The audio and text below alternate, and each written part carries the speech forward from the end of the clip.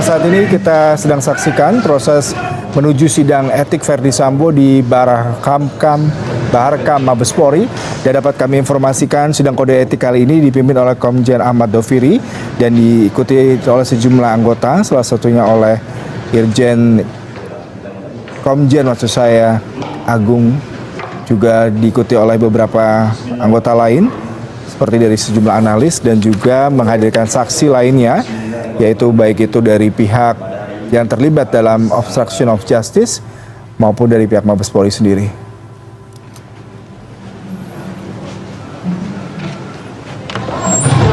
Iya, udah roll aja terus.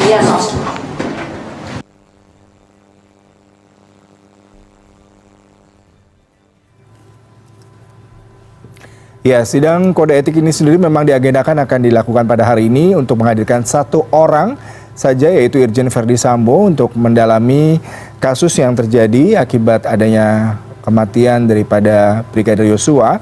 Akan didalami terkait dengan skenario kematian, kemudian juga perusakan barang bukti, dan juga beberapa hal yang terkait dengan kode etik dalam kepolisian. Dan diharapkan dengan sidang kali ini bisa mendapatkan informasi terkait dengan posisi jabatan Irjen Verdi Sambo yang terlibat dalam kasus kematian Brigadir Yosua. Saat ini dapat kita saksikan Komjen Ahmad Doviri sedang memberikan sedikit statement dan juga sudah nampak di layar kaca sejumlah anggota yang memang hari ini bertugas untuk memimpin persidangan.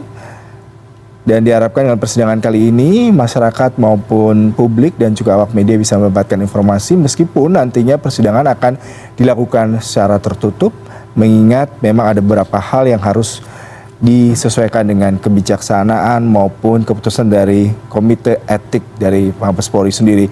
Kalau berdasarkan informasi dari Mardika Utama tadi, sidang sebenarnya bisa dilakukan secara terbuka sesuai dengan Undang-Undang Polri Nomor 2 Tahun 2022 tentang KKAP atau Persidangan Komite Kode Etik di Kepolisian sendiri. Namun memang ada pertimbangan khusus terkait persidangan kali ini yang tertutup dan tidak bisa langsung disaksikan oleh media maupun dihadiri oleh sejumlah pengamat dan juga undangan yang diperkirakan akan makan waktu sepanjang hari ini. Kalau kita dapat menginformasikan, memang Verdi Sambo terlibat kasus kematian Brigadir Yosua dengan ancaman hukuman sesuai dengan hukum pidana Undang-Undang Nomor 340 dengan ancaman hukuman mati dan hukuman penjara paling lama 20 tahun. Dan apakah dengan sidang kode etik ini kita bisa mendapatkan kepastian hukum secara etik dari Polri terkait dengan jabatan dan posisi Verdi Sambo, meskipun Kapolri kemarin dengan rapat dengar pendapat bersama Komisi 3 mengatakan sudah baik. Saat ini kita saksikan.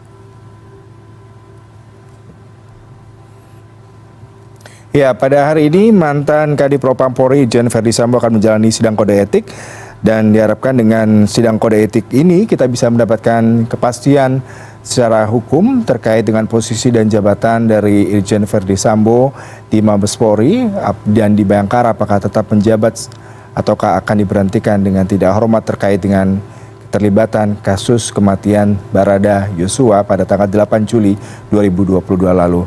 Saat ini dapat Anda saksikan Verdi Sambo sudah tiba di persidangan kode etik, dan diharapkan pada hari ini memang sudah dapatkan jawaban terkait dengan keputusan daripada sidang komite kode etik yang dilangsungkan secara tertutup yang dipimpin oleh Komjen Ahmad Doviri, dan nantinya akan mendapatkan informasi terkait dengan pihak Verdi Sambo sendiri maupun sejumlah saksi yang dihadirkan yang dianggap terlibat terhadap kasus ini yang diduga terlibat dalam obstruction of justice. Nantinya dari pihak Mabes Polri yang dipimpin oleh Irjen Ahmad Doviri bisa menentukan poin-poin apa saja pelanggaran kode etik yang dilakukan oleh Verdi Sambo sehingga bisa jadi ia akan kehilangan jabatannya dan juga posisinya serta statusnya sebagai anggota Bayangkara pada hari ini. Banyak anggota Polri diduga melanggar kode etik dalam kasus dugaan pembunuhan Brigadir Yosua.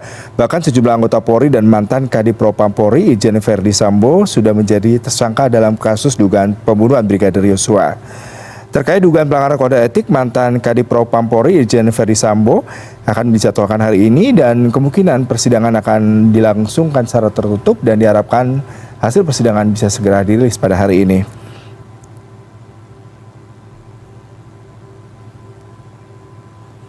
Kemungkinan sidang akan dilakukan secara maraton hingga selesai dalam 1 hari.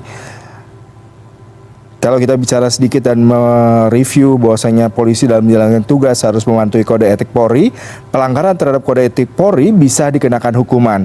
Kode etik Polri dipaparkan dalam Peraturan Kepala Kepolisian Negara Perkap Republik Indonesia Nomor 14 Tahun 2011 tentang Kode Etik Kepolisian Negara Republik Indonesia. Dalam aturan itu terdapat 4 lingkup kode etik Polri, yaitu pertama, kode etik kenegaraan, maksudnya adalah sikap moral anggota Polri terhadap negara kesatuan Republik Indonesia.